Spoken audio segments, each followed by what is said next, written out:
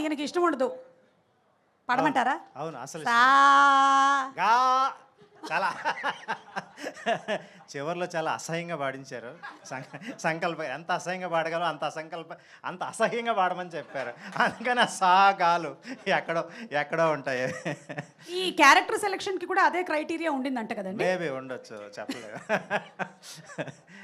But ఎనీహే యాక్చువల్గా నేను పెట్టుకునే ఆర్డర్ ఏమిటంటే మొట్టమొదటి పుల్లయ్య గారి సినిమాలు, కేవీ రెడ్డి గారి సినిమాలు, బిఎన్ రెడ్డి గారి సినిమాలు సంవత్సరానికి ఒకసారి చూస్తాయి మొత్తం. తర్వాత నేను చూసేది సంగీత దర్శకులను పెట్టుకొని వరుస పెట్టి చూస్తాను. సుసర్ల దక్షిణామూర్తి గారి దగ్గర నుంచి ఘంటసాల మాస్టర్ గారి వరకు. సో చివరికి తెలుగులో సంగీతం మీద బేస్ అయిన సినిమా వస్తుందని అసలు ఎప్పుడూ ఊహించలేదు. ఈ జనరల్గా ఇంగ్లీష్ సినిమాలు ఎక్కడన్నా ఒకటి అరా చూస్తాం, ఆ వచ్చిందే 4 సార్లు పెట్టుకొని చూస్తూ ఉంటాం, అది కూడా యానిమేషన్స్ ఎక్కువ ఉంటాయి. బట్ తెలుగులో లైవ్ క్యారెక్టర్స్ మ్యూజికల్ ఫిల్మ్ రావడం అన్నది నిజంగా మా అదృష్టం. ఎప్పుడో 1940sలో నటులందరికీ గాత్రం ఉండాలి, పాడగలిగిన వాడే నటుడు, పాడగలిగిన వాళ్ళే కేవలం నటులు ఆ రోజుల్లో. అందుకే నాగేశ్వరరావు గారు కూడా మొదట ఆయన సినిమాలకి ఆయనే పాడుకున్నారు. లేకుంటే అసలు అవకాశం ఉండేది కాదు. అది మళ్ళీ బహుశా మన నాగశ్విన్ గారును, సంగీతం సారు ప్లస్ డిఎస్పి గారు ఆ ఆనవాయితీ మళ్ళీ తీసుకొస్తారేమో. అయ్యా మీకు పాట వచ్చా, వస్తేనే మా సినిమాలో వేషం అనే పరిస్థితి. So I'm happy sir. యాక్చువల్గా వేషాలు ఎన్నైనా చేస్తాం, కానీ మా పాట పాడే అవకాశం. శాపం అండి, శాపం ఎవరి మాట వింటుంది? ఎవరి మాట వినదు. కావాలంటే తీసుకోండి. మనం అందరం శాపగ్రస్తులమే, అందులో డౌట్ ఏం లేదు.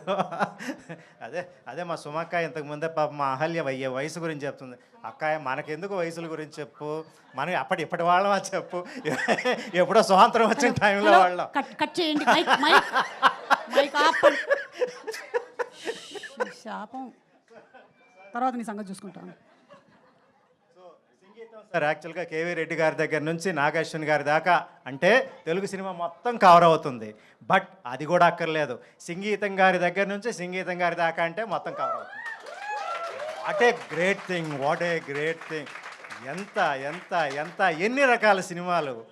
అలాగే అశ్విని దత్ గారి దగ్గర నుంచి నాగేశ్వన్ గారి దాకా అంటే ఇంకో తరం మొత్తం కవర్ అవుతుంది. ప్రొడక్షన్ వైపు మొత్తం. అసలు ఇన్నాళ్ళు సినిమాలు ఒక సంస్థలో నిర్మించటం అశ్విని దత్ గారికే, కేవలం వైజయంతికి మాత్రం అది సాధ్యపడింది. ఎందుకంటే ఒక జనరేషన్ పోగానే ఆగిపోయాయి సినిమాలన్నీ. ఇదివరకు ఏవో కొన్ని కంపెనీల పేర్లు చెప్తూ ఉంటారు. ఇప్పుడు ఆ కంపెనీలు ఎవరు తీస్తున్నారు సినిమాలు లేవు, మొత్తం మూతపడిపోయినాయి. కానీ ఇప్పుడు అదే వైజయంతి మూవీస్ ఇప్పటికి కూడా చాలా గోల్డెన్ హ్యాండ్స్లో ఉంది.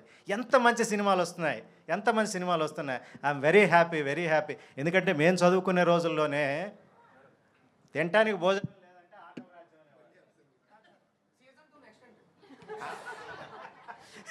Thank you so much Sivanarayana garu. Thank you very much. ఆ లాస్ట్ మాట, మీరు చదువుకునే రోజుల్లో తినటానికి లేదంటే ఆకలి రాజ్యం, అదే అన్నీ ఉన్నాయంటే వైజయంతి మూవీస్ అనేవాళ్ళం.